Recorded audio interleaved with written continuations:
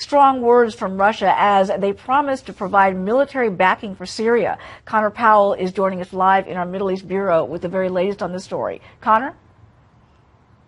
Uma, the tension between the United States and Russia has really been mounting for months now. But for the most part, over the past few weeks, while it has been heated, it has been relatively civil in terms of the dialogue between the two countries.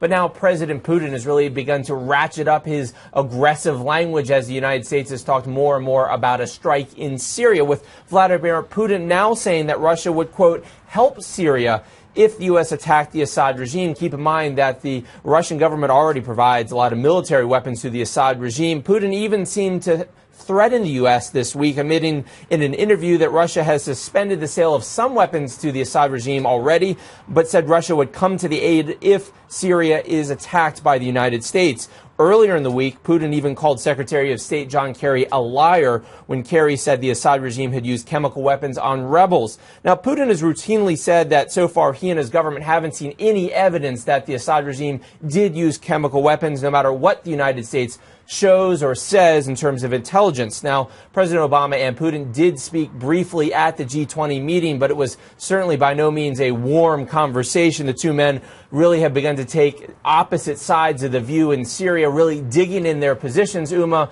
for now, they're sticking to their guns in terms of their opposite points of view on Syria in terms of what should be done. But one of them will ultimately have to blink. Either the United States will attack and Russia will have to make a decision about how they come to the aid of Syria, or the U.S. will call off the attack.